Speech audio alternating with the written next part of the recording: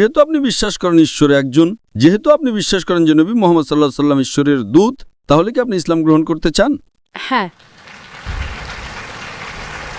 কেউ কি আপনাকে ইসলাম গ্রহণের জন্য জোর করছে? না। আপনি কি এটা নিজের ইচ্ছায় করছেন? হ্যাঁ। ঠিক বোন, আপনি কি বিশ্বাস করেন যে ঈশ্বর একজন?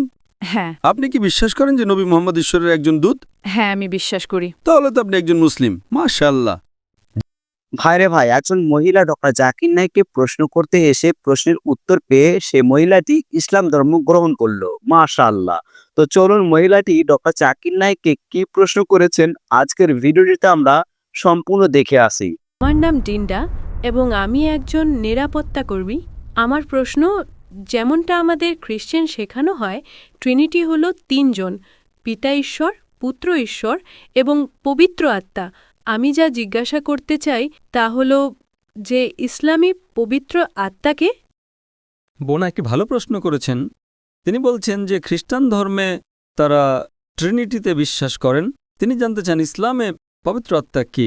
বোন, খ্রিস্টান ধর্মে এবং ইসলামে কোনো ট্রিনিটি নেই। আর আপনি কি জানেন যে ট্রিনিটি, ত্রিমূর্তি শব্দটা বাইবেলের কোথাও নেই? আপনি কি বলতে পারবেন বাইবেলের কোথায় আছে ত্রিমূর্তি শব্দটা? ওটা বাইবেলে আছে, কিন্তু আমি সঠিক রেফারেন্স জানি না। ত্রিমূর্তি শব্দটা বাইবেলে নেই। আমি বাইবেলের একজন ছাত্র। আমি আপনাকে চ্যালেঞ্জ করছি বাইবেলের যে কোনো জায়গা থেকে ত্রিমূর্তি শব্দটা দেখানোর জন্য। এটা বাইবেলে নেই, কিন্তু এটা কোরআনে আছে। তাহলে কি ইসলামে পবিত্র আত্মার কোনো অস্তিত্ব নেই? ট্রিনিটি শব্দটা বাইবেলের কোথাও নেই, কিন্তু এটা কোরআনে বিদ্যমান। কোরআন বলছে সূরা নিসা অধ্যায় 4 আয়াত 171-এ, ওয়ালা তাকুলু সালাসা, অর্থাৎ বলো না যে তিনজন ত্রিমূর্তি। কোরআনে দ্বিতীয়বার এটা উল্লেখ করা হয়েছে সূরা মাইদা অধ্যায় 5 আয়াত 73-এ, লাকাদ কাফারাল্লাযিনা ক্বালু ইন্নাল্লাহু সালিসু সালাসা। অর্থাৎ তারা কুফরি করছে যারা বলে যে আল্লাহ তিনজনের একজন, ত্রিমূর্তি। কিন্তু বাইবেলে একটা আয়াত আছে যা ত্রিমূর্তির ধারণার কাছাকাছি। ত্রিমূর্তি শব্দটা বাইবেলে নেই। ত্রিমূর্তির যে ধারণাটি বাইবেলে পাওয়া যায় সেটা হলো যোহানের প্রথম পত্র অধ্যায় 5 আয়াত 7-এ, কারণ স্বর্গে তিনজন সাক্ষ্য দেন, পিতা, পুত্র এবং পবিত্র আত্মা, এবং এই তিনজন এক। এবং এই বাইবেলের আয়াতটা যদি আপনি বাইবেলের রিভাইজড স্ট্যান্ডার্ড ভার্সন পড়েন, যেটা 32 জন সর্বোচ্চ পর্যায়ের খ্রিস্টান পণ্ডিত দ্বারা সংশোধিত এবং 50টি বিভিন্ন খ্রিস্টান সম্প্রদায় দ্বারা সমর্থিত, তারা বলেন যে বাইবেলের এই আয়াতটা একটা প্রক্ষিপ্ত অংশ, এটা একটা জালিয়াতি, একটা মন গড়া কাহিনী, এবং তারা এটাকে বাইবেল থেকে বের করে দিয়েছে।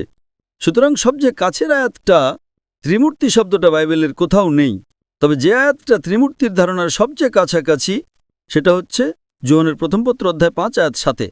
এখন আপনি যে ত্রিমূর্তির কথা বলছেন এটা বাইবেলে নেই, এটা গির্জার শিক্ষা। গির্জা বলে যে পিতা একজন ব্যক্তি, পবিত্র আত্মা একজন ব্যক্তি, পুত্র একজন ব্যক্তি, কিন্তু তারা তিনজন ব্যক্তি নন, বরং তারা একজন ব্যক্তি। বোন, এটা গির্জার শিক্ষা, বাইবেলের নয়। তাহলে একজন খ্রিস্টান হিসেবে আপনার কি গির্জাকে অনুসরণ করা উচিত নাকি বাইবেলকে? যদি আপনি বিশ্বাস করেন যে বাইবেল ঈশ্বরের কাছ থেকে এসেছে, তাহলে জেনে রাখেন ত্রিমূর্তির শব্দটা বাইবেলের কোথাও নেই, এটা গির্জার শিক্ষা। তাই ইসলামে আমরা ত্রিমূর্তিতে বিশ্বাস করি না, আমরা বিশ্বাস করি শামা ইসরাঈলু আদনান হাইদনান খাদ। হে ইসরায়েল, শোনো, আমাদের প্রভু ঈশ্বর এক ও অদ্বিতীয় প্রভু।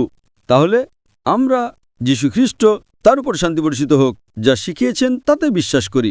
যখন যীশু খ্রিস্ট, তার উপর শান্তি বর্ষিত হোক, কে জিজ্ঞাসা করা হয়েছিল In the Gospel of Mark, chapter number 12, verse number 29, প্রথম আদেশ কোনটি, তিনি হুবহু তাই বলেছিলেন যা মূসা নবী তার উপর শান্তি বর্ষিত হোক বলেছিলেন হিব্রুতে, শামা ইসরাঈলু আদনান হাইদনান খাদ। হে ইসরায়েল, শোনো, আমাদের প্রভু ঈশ্বর এক ও অদ্বিতীয় প্রভু। তাহলে ত্রিমূর্তির ধারণাটা গির্জার শিক্ষা, এটা বাইবেলের শিক্ষা নয়। তাই ইসলামে বলা হয়েছে ওয়ালা তাকুলু সালাসা, ত্রিমূর্তি বলো না, ইনতাউ খায়রুল লাকুম।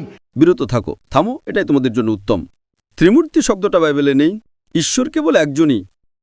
এখন এই ধারণা যে ঈশ্বর একজন ব্যক্তি, পুত্র একজন ব্যক্তি, পবিত্র আত্মা একজন ব্যক্তি, কিন্তু তারা তিনজন ব্যক্তি নন, বরং একজন ব্যক্তি, এর কোনো মানেই হয় না। যৌক্তিকভাবে এটা কি কোনো মানে হয়? আমি আপনাকে প্রশ্ন করছি, যদি বাইবেলের ভুল ব্যাখ্যা অনুযায়ী যখন যীশু খ্রিস্ট, তার উপর শান্তি বর্ষিত হোক, 3 দিনের জন্য মারা গেলেন, তাহলে কি ঈশ্বরও 3 দিনের জন্য মারা গেলেন? হ্যাঁ, ঈশ্বর মারা গেলেন? বাইবেলে বলা আছে। বাইবেল বলে না যে ঈশ্বর মারা গেছেন। এটা গির্জার ত্রিমূর্তির ভুল শিক্ষা। ঈশ্বর কি মরতে পারেন? না। আপনি কি এমন ঈশ্বরে বিশ্বাস করতে চান যিনি মৃত্যুবরণ করেছিলেন, নাকি এমন ঈশ্বরে যিনি কখনোই মরতে পারেন না? হ্যাঁ, যিনি কখনোই মরতে পারেন না। কিন্তু খ্রিস্টান ধর্ম ঈশ্বর মরতে পারেন। খ্রিস্টান ধর্ম বলে বোন, এটা খ্রিস্টান ধর্ম নয়, এটা গির্জার শিক্ষা। যদি খ্রিস্টান শব্দের অর্থ হয় এমন একজন ব্যক্তি যিনি যীশু খ্রিস্ট, তার উপর শান্তি বর্ষিত হোক, এর শিক্ষা অনুসরণ করেন, তাহলে আমরা মুসলিমরা খ্রিস্টানদের চেয়েও বেশি খ্রিস্টান। বোন, আপনি কি বিশ্বাস করেন যে যীশু ঈশ্বরের একজন দূত, নাকি তিনি নিজেই ঈশ্বর? যিশু ঈশ্বরের একজন দূত। মাশাআল্লাহ।